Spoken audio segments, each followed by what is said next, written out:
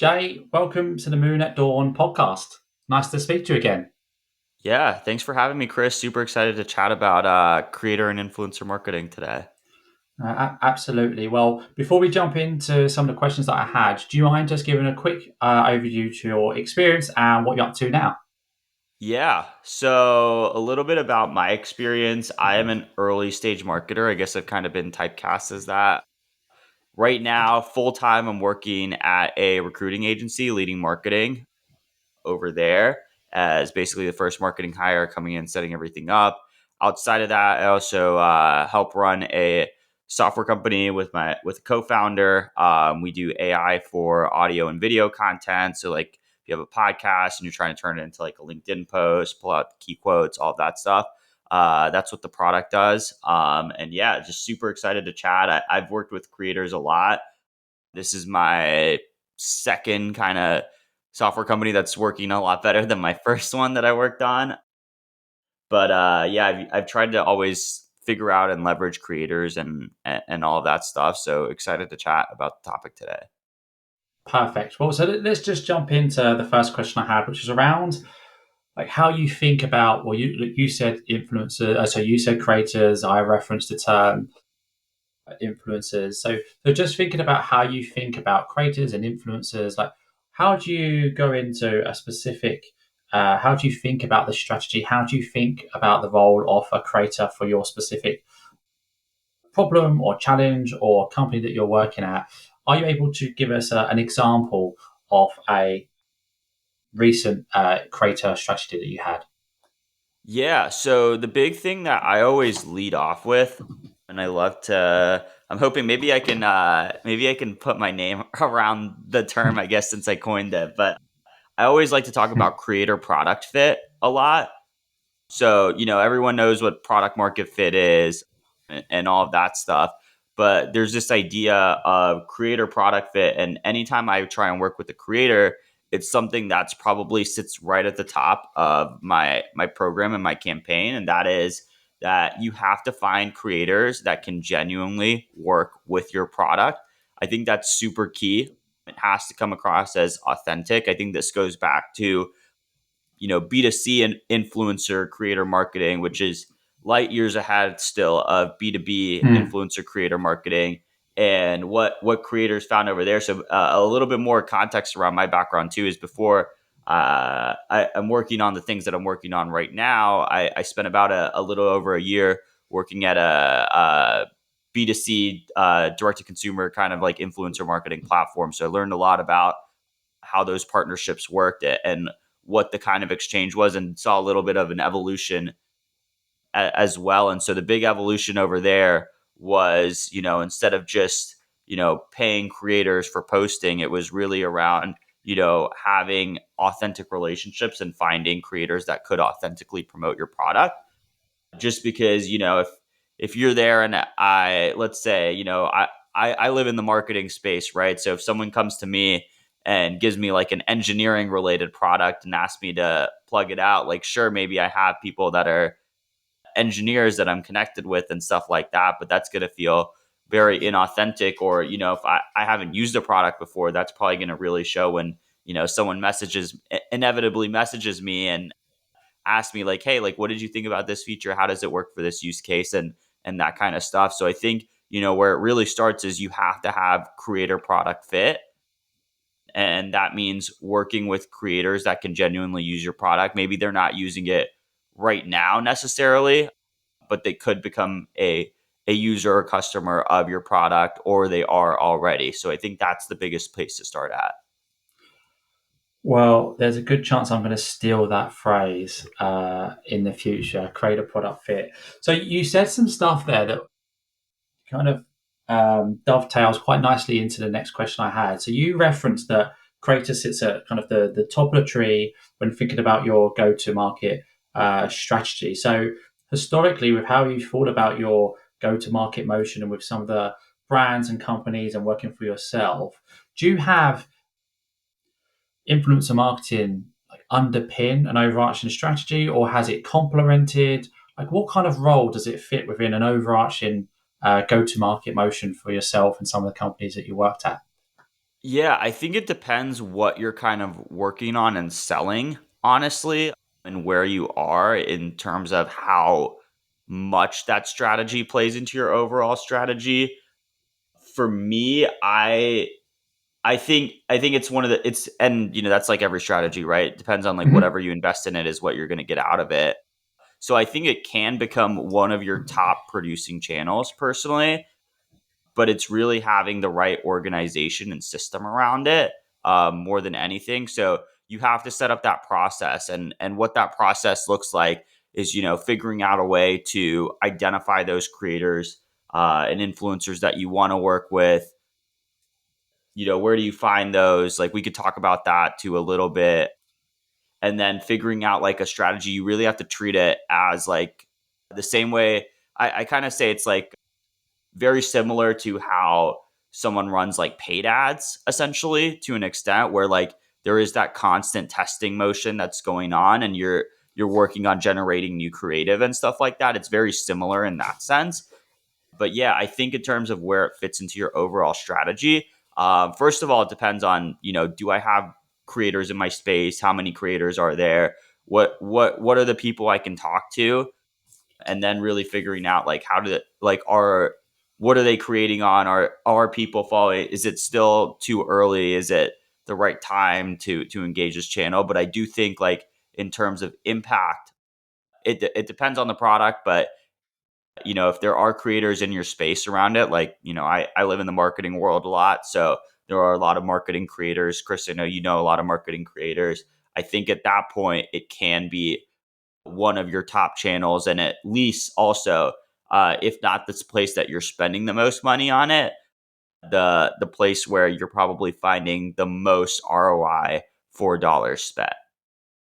Okay, so let's dive into some examples. Are you able to give us a recent example of a creator strategy that you led, and maybe perhaps give some substance and meat behind kind of actually what led you to firstly identify a creator strategy as the right fit for your overall go-to-market motion, and then perhaps just share a little bit on the strategic approach, but actually the activation. What are these guys doing, and how did you work with them? So it'd be good to get a bit more of an idea of an end-to-end practical example of something that you've done. Yeah, so I'll share like a little bit of the stuff that we do at Summarize for our creator program. So where we kind of start with it, I think it's really important to like you have to.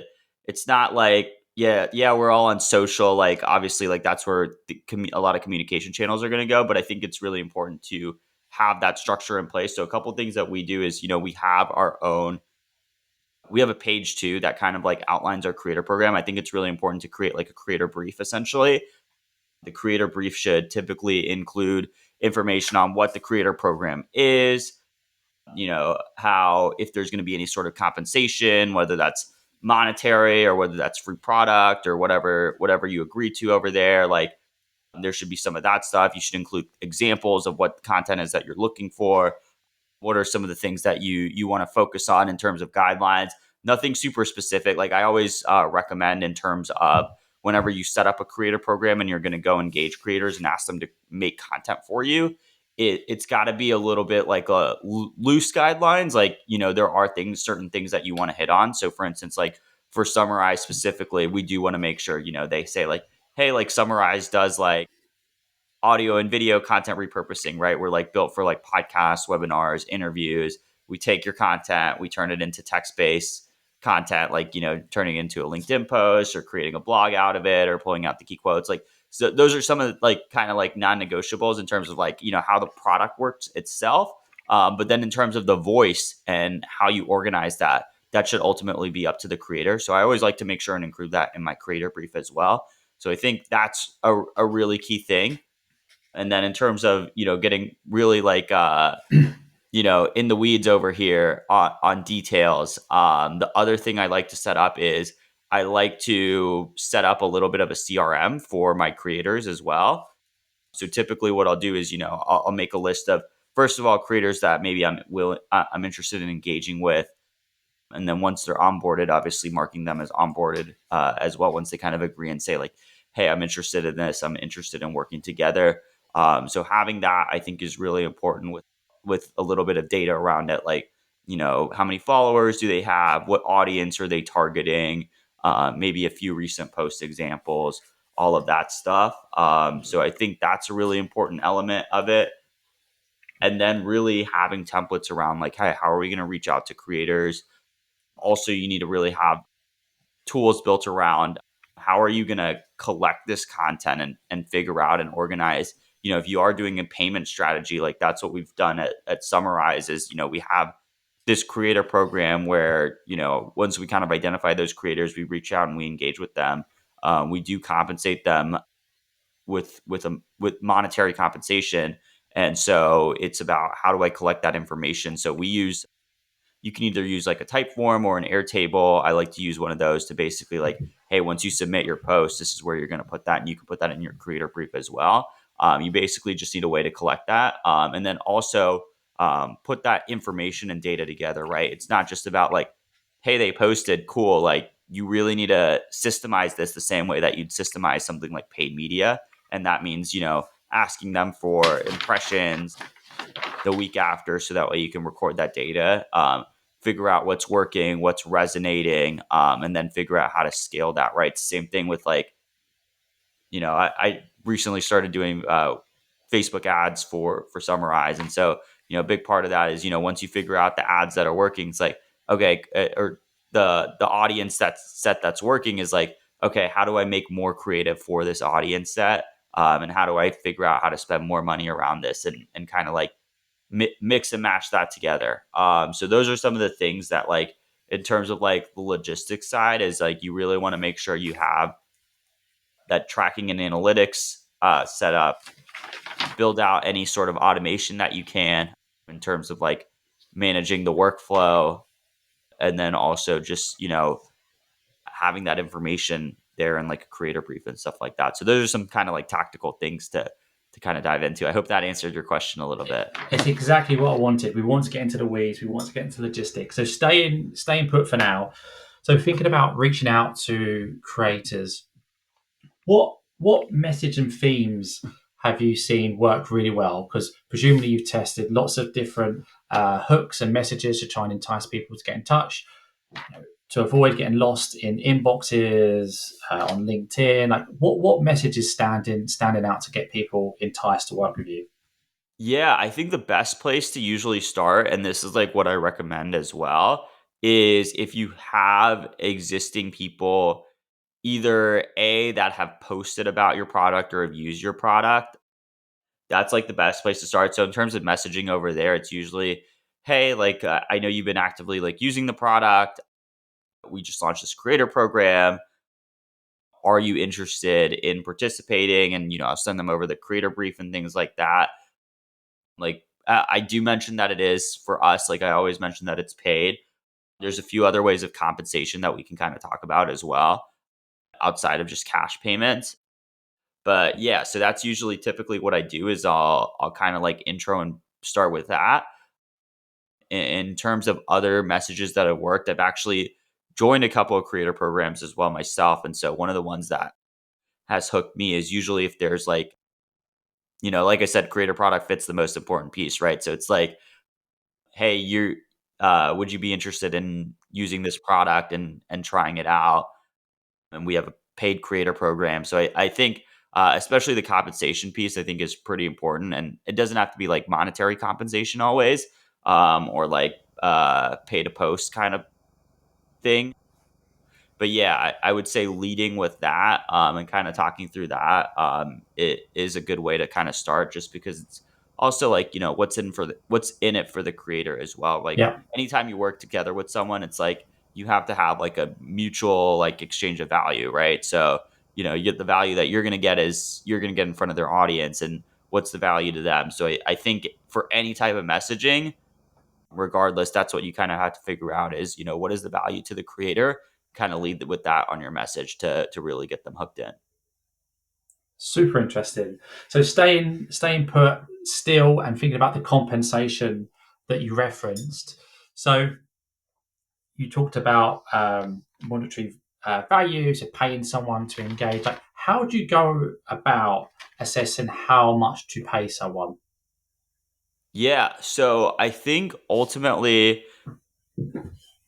there's a few different ways. I personally like to lead with my own kind of rate, and the way that I get that is typically I'll work back from like my product price essentially and my ACV. So, a little bit of like kind of like paper napkin math essentially is how I'll figure out my rates is like, if I, it's summarized like our prices start at, $20 a month and we go all the way up to we have $100 a month plan and stuff like that.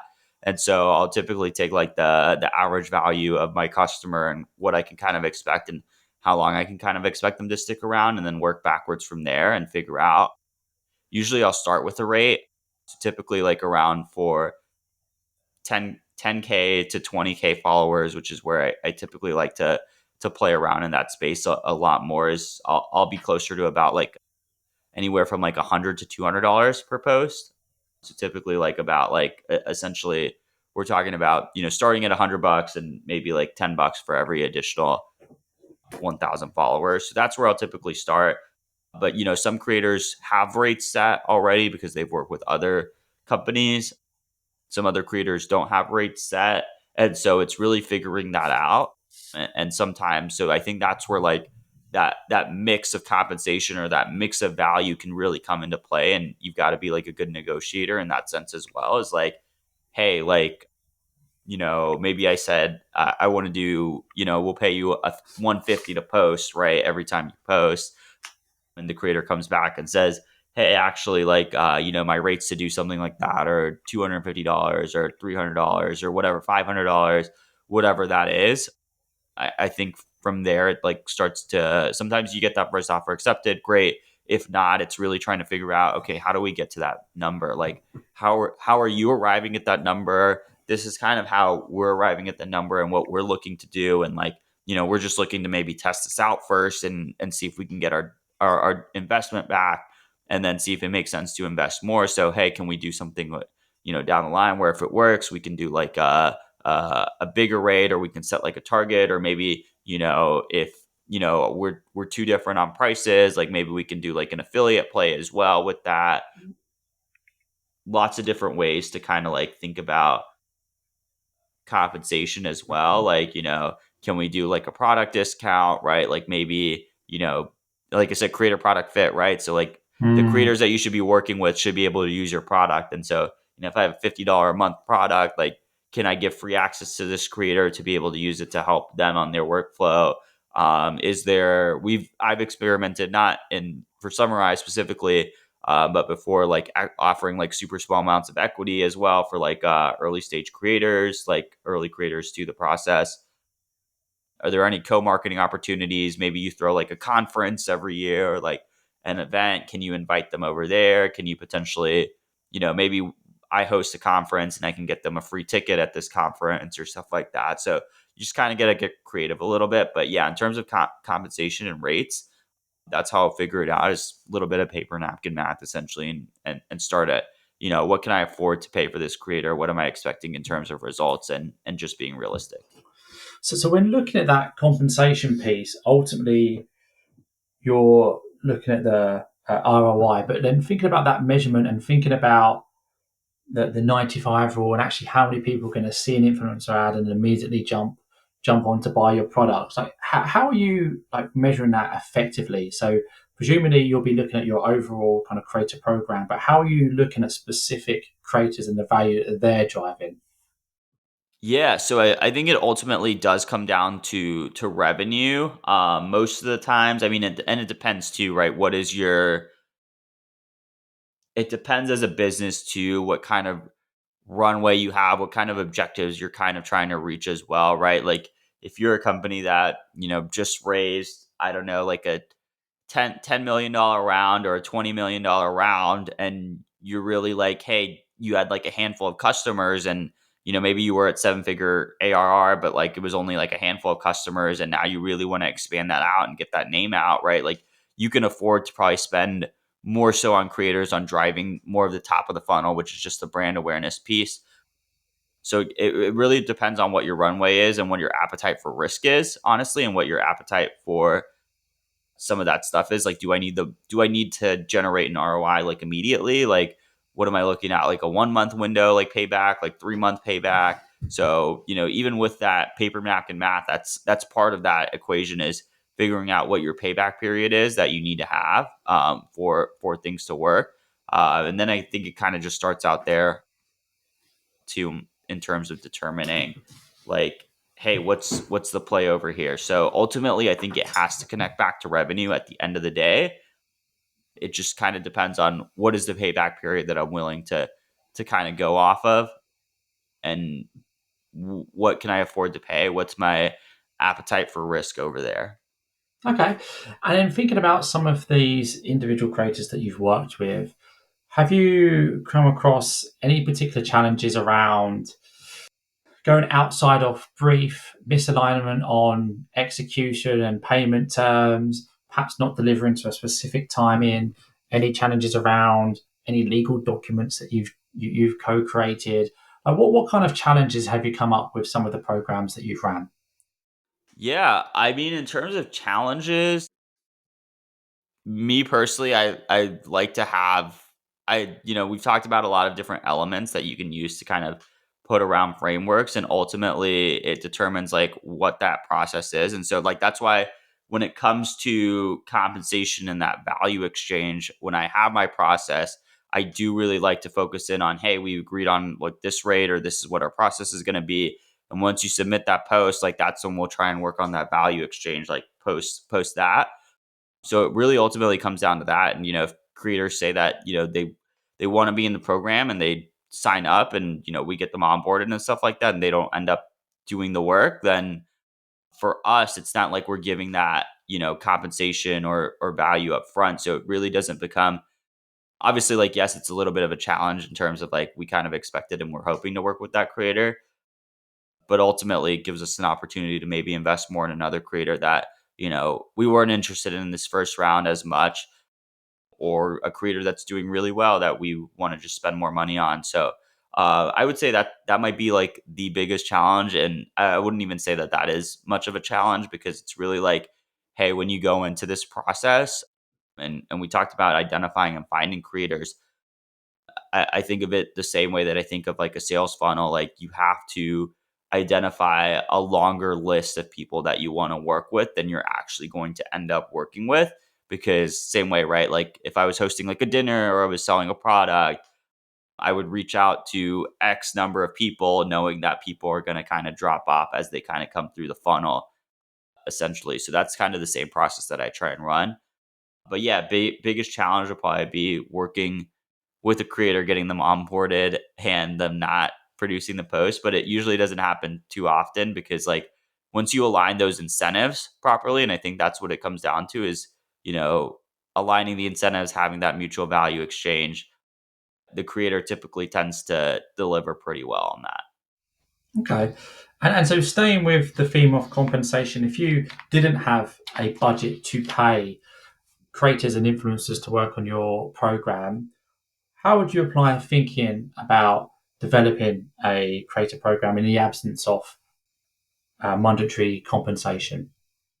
Yeah, so I think there's a few different ways to do it, right? Like the first place that I always recommend to, where to look for creators to work with, is typically if someone's already posted about you and has already tagged your company page. So go into like your LinkedIn mentions for your company page, Twitter mentions, wherever, Instagram, wherever, TikTok, wherever your creators are posting, and see if anyone's mentioned you, if they're kind of promoting you and stuff like that already. Those are good creators to reach out to and say, hey, we'd love to like do maybe like a further collaboration, and we'll help cross promote you as well. Cross promotion is a great way to do it, and kind of say like, hey, we'll expose you to our audience a little bit more as well, and just help you build your brand, because creators are interested in building their brand as well, right? That's the reason why they're doing it in the first place. So if you can help kind of push them through, make introductions as well, those are really good. I also like, we talked about, and I think I talked about this too on another talk I gave, is if you're in in the community and you're attending other events and things like that, or you're hosting your own events, maybe you don't have like as much budget on the creator side to like pay people, but like let's say I'm going to this really cool conference like, in 2 months, and I know that the creator that I'm working with is probably interested. Like they would love to go to something like that, and I get like a free ticket or something like that. I could pay for their ticket or give them a ticket, whatever that case is. So I've done that before. Is sometimes my company is buying a booth and we get free tickets and we hand that out to a creator to come help kind of like promote and stuff like that as a value exchange. Some other things that you can do is you could do like that affiliate play as well as like, hey, like maybe if you can't go out in the full like, upfront compensation, like figure out if you can do a little bit of an affiliate play. Maybe there's a kind of like a mix that you can do over there. You can even do, I've even seen some companies do like equity for or like creators and stuff like that at the right at the beginning and stuff like that, like super small equity amounts just to kind of get incentives aligned and things like that. So it's like, hey, you help us grow our business, you're going to get paid out on this too as things go, and especially if the company's fundraising and stuff like that. So there's some ways that you can get creative on it if you don't have like a budget to pay up front. But yeah, you just got to kind of think through some of those things.